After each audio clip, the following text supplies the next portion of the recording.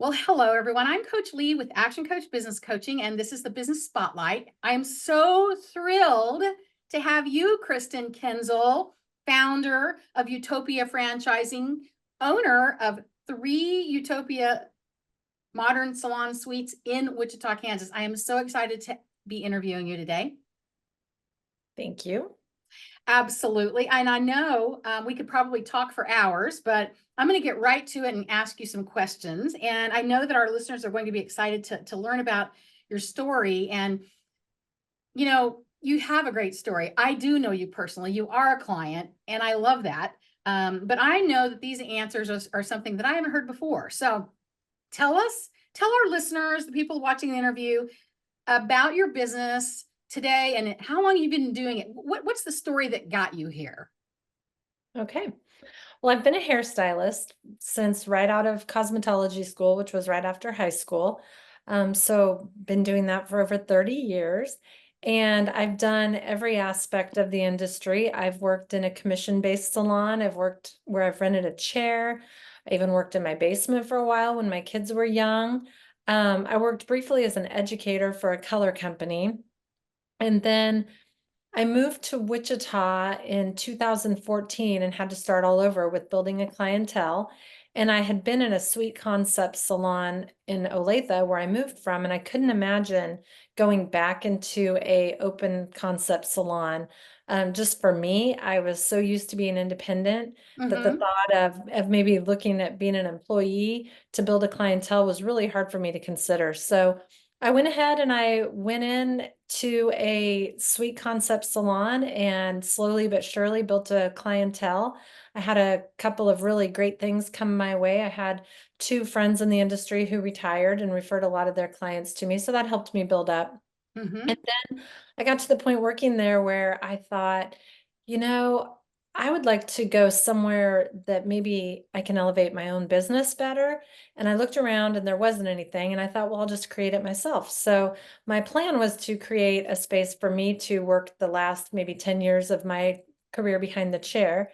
And as a result, I opened up Utopia Modern Salon Suites with 12 suites, one for myself, and leased the other 11. And shortly after opening, we were fully leased. And then I realized I really enjoyed that. I loved supporting beauty professionals and working with them and watching their businesses grow and doing what I could do to help their businesses grow with all my knowledge from the 34 years of experience. So anyway, I opened up Utopia Modern Salon Suites first location, and then just a few months in decided we needed more suites. So opened in September of 22, opened our second one in November of 23. And then the same thing happened. We continued to have demand and we found a great space on the west side of Wichita. So we are in the process of opening our third location in West Wichita. And then simultaneously, somewhere in there, decided that we should franchise. There's quite a market for this in the franchise world, and we realized we fit in very well. So, as you know, we've worked together, you and I, to find a company that could help us build the franchise from the legal standpoint and the marketing and help us along. And here we are working with our first franchisee. That's that is such a brilliant and beautiful story. Congratulations, Kristin. I'm Thank you. really proud of you. What I want you to tell us, what I know about you is you're very smart. I know that because you do Thanks. research on things and you look up things and you study things. And so you've self-educated yourself as an entrepreneur. So do you believe that to be successful in business, you have to go to business school or get an economic degree or anything like that? Obviously, no. However, there have been so many times I've thought, boy, it sure would be nice if I had some formal knowledge about these things. But you're right, I just did self-educate when I was, You're learning everything. yeah, when I was asked, when I started getting financing the first time, and I was asked by my banker for a certain kind of document, it was embarrassing. I was like, I don't know what Hmm. that is.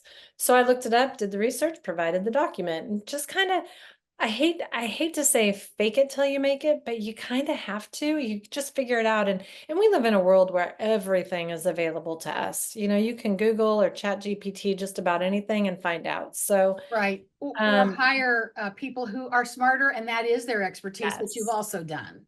yes, In areas definitely. that make sense. So even as a business coach, my joy is not around the numbers. I have a high level understanding of the numbers and I know good from bad. It doesn't mean I want to play with them all day, which is Hmm. what you've done very well. You've kept yourself in the lane, and now I see you moving into that lane of pure entrepreneur, which is a whole new lane. It's fun. Hmm. It's really It is fun. fun. Yeah. Yes. So, what's been the biggest learning curve since you started in the industry? And when I say industry, you can talk about the whole industry as a whole, or just where you've been since you've been in business yourself.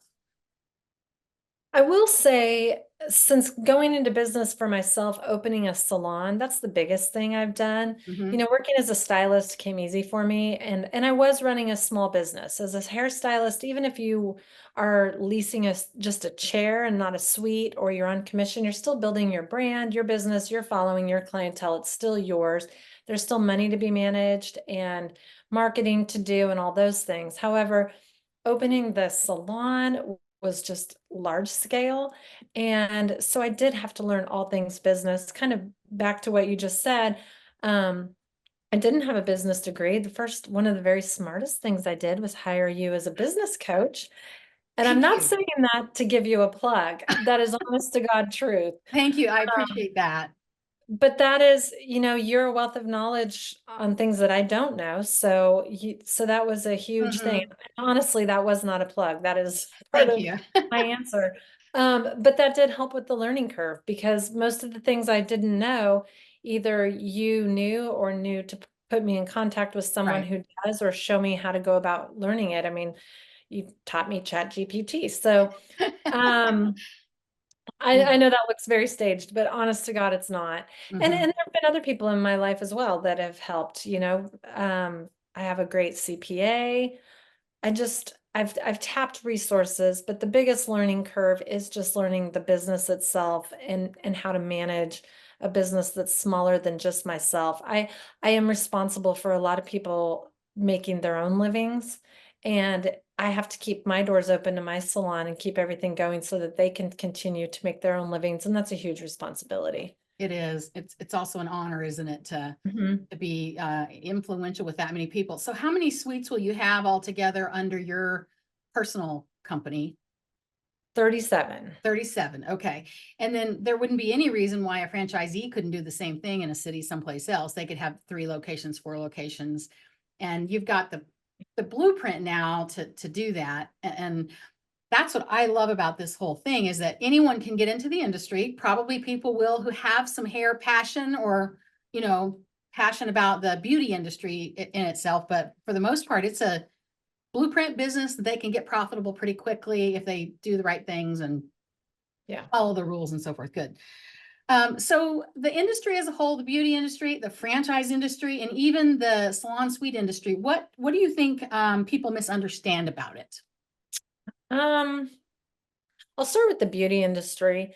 Whether you're a hairstylist, an esthetician, there are people who make their livings just doing eyebrows and eyelashes. Right. We have wax professionals that make a great living just waxing.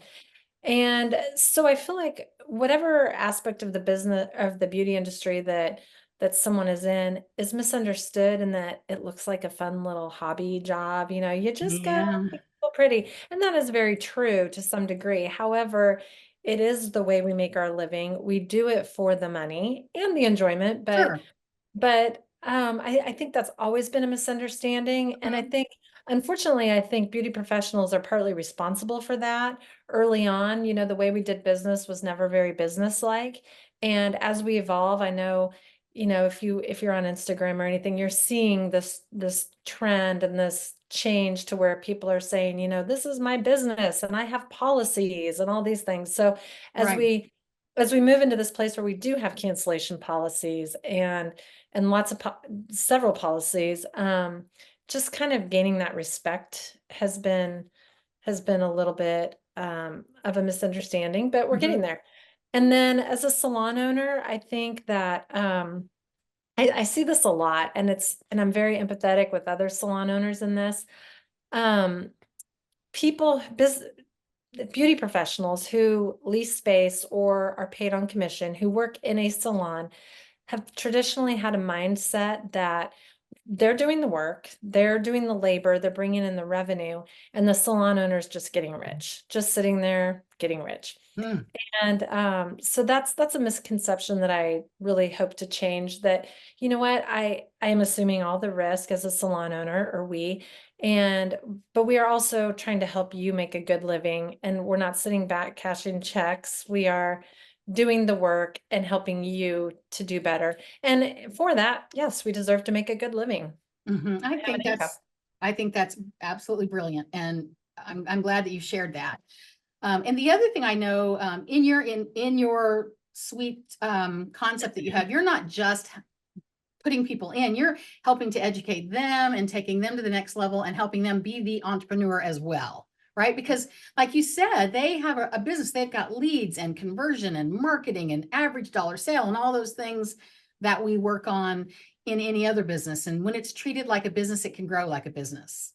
Yes. If it's Amen. treated like a hobby, it grows like a hobby. And that is sometimes you don't even make money, but Right. well, so now you're officially an entrepreneur. What is the hardest part been for you to becoming an entrepreneur? Um, the hardest part is probably assuming the risk. You know, if I fail in any way, I fail my personal finances, I Mhm, fail my banks, and I fail the people who work in my salons. So there's a high level of risk, and that's the hardest part. Just assuming that. Just the fear, the every now and then the thoughts that creep in mhm. that are scary. But other than that, You um, squash those fears pretty quick. we do. Yeah. We do. And I realize they're very unrealistic. I feel like this is a very safe industry. The beauty industry is insanely booming like never It is. before. It doesn't look like there's an end in sight. It's We're not. very recession proof. It's a very, very safe bet. But the responsibility, that's a lot. Right, right. And the other thing That's what too makes it about great. that risk is not something a non-entrepreneur is going to assume. So that Mhm, does sort of set you apart right there. That willingness to feel that risk and do it anyway mhm. with a plan. You can't just do it blindly, but you've definitely Sure. done that. So, what's your favorite part about being an entrepreneur? Um, that I'm in control of my own growth and my own income potential to a certain degree. I don't have to wait for my boss to decide to promote me Mhm, or follow any steps already made out by a company that determines my growth pattern and my growth steps. Yeah, I just like the control, I think. I uh-huh. Yeah. decide what directions to go and what we're going to do next. And at some point I can decide to backpedal if I want Hmm. Ooh, and take it easy. yeah. So having options, Mhm. right? That's Yeah, so cool. And yeah, control. and you get to pave the way and decide how many options you want to have. I mean, it's all up to you, right? Mhm. The next thing that Yeah, you do. Well, at the rate you're going, you're going to have plenty of options. I do know that. thanks. So I always ask the entrepreneurs that I interview for the spotlight because I find there's a consistent thing. They always have a consistent morning. How do you start your day? I wake up at 6 every day with or without an alarm. And unfortunately, that's fun part of being older. Um, my husband and I have an hour where we work out together. It's kind of our time.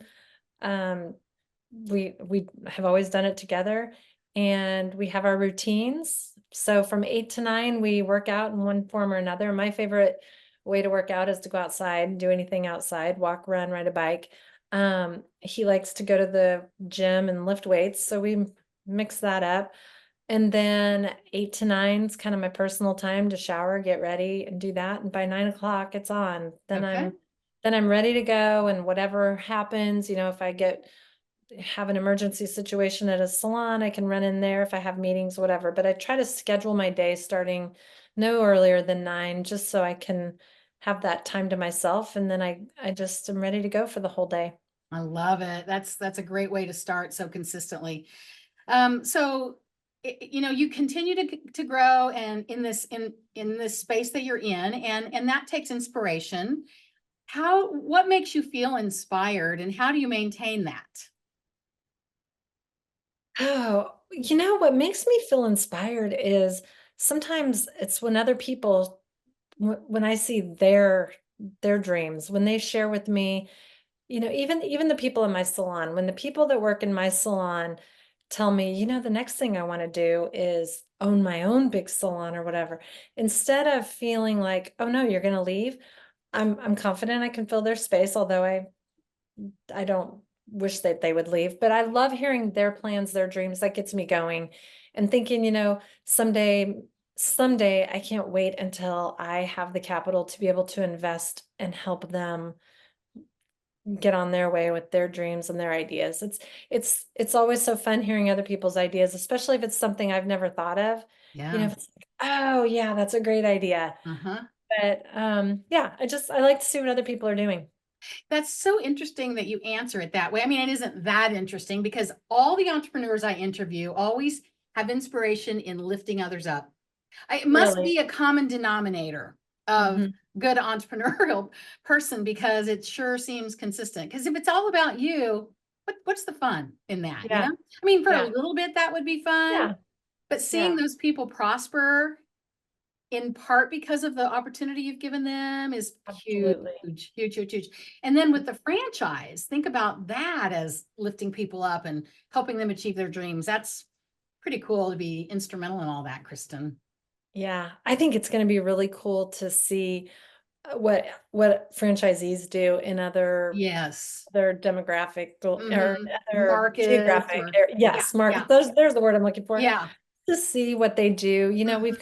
We've got someone coming in looking at a downtown space.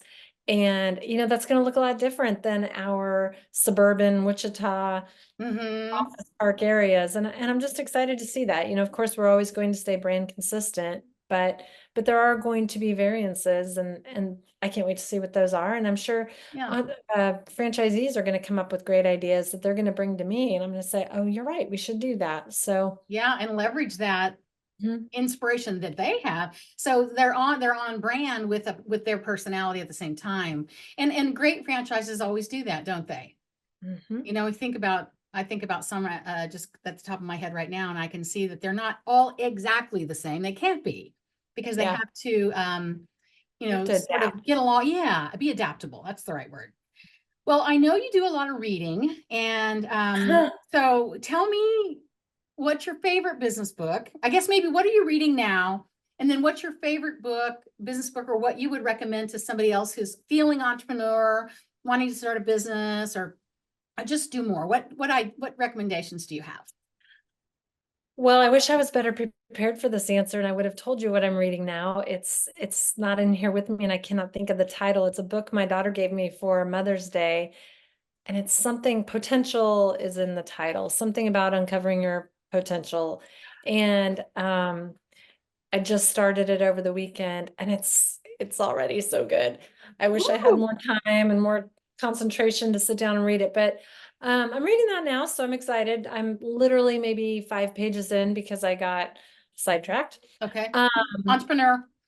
my favorite book, though, and I know I've told you this a million times, my all-time favorite book is Jen Sincero's You Are a Badass at Making Money.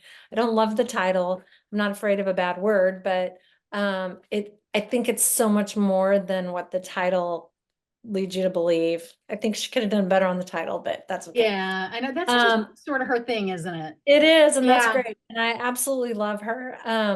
I I keep the book in my audiobooks in my car. So when I get in the car instead of the radio, I have her playing over and over. I'm Okay. on the seventh round of that book, and I Nice. learn something different every single time, or I'm reminded of something that I already knew, but I forgot or quit implementing. And it really just shaped my whole relationship and attitude towards money. You know, we're all brought up with so many just things that we're brought Yeah. up with. And so it's been really good. And it's taught me that there's no shame in earning money and other people earning money. And it's the money is, you know, she's taught me a lot about manifesting and just really Mhm. trusting and running with it. And so I credit a lot of what I've learned in that book to what I've done. Just yeah. Well, I personally know you are a qualified manifester of money. I have seen you do it, and it is beautiful. I Yeah. love that you continue to listen to that and relearn and learn more because, right, if we knew everything, we'd already know it, but we don't Mhm. know everything. So I think that's awesome that you shared that. And I'll get the title from you and make sure I put it in the notes that the Okay. book gave you from your daughter. But tell me about how it made you feel when your daughter gave you a book to make you better. Because that's what that was, right? Yeah. That is so cool. I love that. She and I, it's my oldest daughter, and we kind of think alike on those Okay. things. And I, you know, for Mother's Day, it's hard to know flowers. Mhm, What do you get mhm. your mom? And I really loved that she gave me a book that she's enjoyed and knew that I would enjoy. That's just such a I don't know. I Mm, love it. So, mhm, me too. and I love that she knew me well enough to know that I would love that book. You know, we think that our kids are consumed with their own, which they are, their own lives and stuff, which Yeah, they should be. But when they pause and take a minute and think, you know, my mom would really like this, it meant a lot. I think that's great. Yeah. So I'm going to ask you a couple more questions, but here's something I wanted to ask you that I didn't tell you I was going to ask you. You recently won an award, and Mhm. it was a surprise to you, but it was a big award. Can you tell us a little bit about what the award was? But how did you feel? How do you feel now that you won that award? How are you different now than you were before the award? So the award that I won was through the Wichita State University Small Business Development Center, so WSU SBDC. And the award was Existing Business of the Year. And you know, it did surprise me. I didn't see it coming. I will say working with the SBDC was very instrumental in getting my business up and running, and they do continue to be available, and they're such a great resource. They don't charge for their services, and they provide great services and resources. Um, how am I different? That's a hard question. You kind of Confident. sprung that one on me. I'm sorry. Well, I have seen confidence and in you mainly, even though you already had that. But I would say that, and then the fact that all your family was there supporting you, and the ones that are in town that did, that was pretty. It was like, okay, mom's really doing this thing. This is not a dream anymore. This is a real. And you know, my family and all the people that I invited who are my business support, you know, my accountant was there, my financial advisor, my banker Yeah. came from Topeka, from Yes. the bank who has loaned me the money. So I realized my support network is great. And which actually I didn't realize it then. I've always been aware of that. Hmm. But it was very humbling for them to come out and you know, it's made me, you know what I think? I guess if I had to answer how it's changed me, it was probably one of the first times I felt extremely proud of my salon, of the Okay. business. You know, I thought this Yeah. is okay, this is really good. I think it's good. People who work there, we Hmm. love it. But to have it be recognized by a greater community as a business of the year was pretty cool. That's great. Well, I didn't mean to throw that question at you, but you did a All great right. job. You did a Thank great you. job answering it. So I know you're young, but when it's all said and done, what do you want people to remember most about you? You know, I I guess what I would like to hear people say about me now or when I'm looming over them as a ghost is that I was given opportunities and I seized them all. I didn't Mm, waste a gift or an opportunity. I seized them and I worked mm, to multiply them and have them give on, you know, mm, whether it's, you know, financial gifts that I can grow and hand off to my children someday, or invest in someone else's business so that they can grow and have a successful business. Or just things that I've taught them. If it's a way that I inspired someone that helps them do better, that would be great. I have been given so much. I've had amazing people in my life. I'm very fortunate to have a supportive husband and kids, and people who've believed in me. My banker, I know you remember this story, but there was a point when I was growing where I had some unforeseen costs come up that I needed some money for. And um, I was I was kind of not in a good situation to be borrowing more money at that point, and he just did it because he believed in me. So Hmm. I don't take that lightly, and like I said, I just feel like all these gifts and things that have been given to me, I want to seize those opportunities, grow them, and give back. Love the era of gratitude that I hear coming from you. Such a big vibration too, gratitude. Mhm. You can't be mad at anybody when you're grateful, like Right.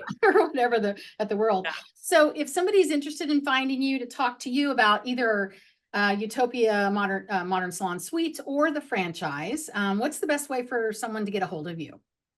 The best way and the simplest way is to go to utopiamodernsalon.com. You Okay. can find out everything about how to book an appointment with one of our beauty professionals, where our locations are, how to lease a suite in our salon, or how to franchise. So all of Okay. the information is there. You can contact me directly through there, or you can email me at Kristin@utopiamodernsalon.com. Okay. We're also on LinkedIn, Facebook, Instagram. Yeah, you've done a good job of keeping those up. So good. Well, Kristen, this has been awesome for me. I have had a blast. It went so fast.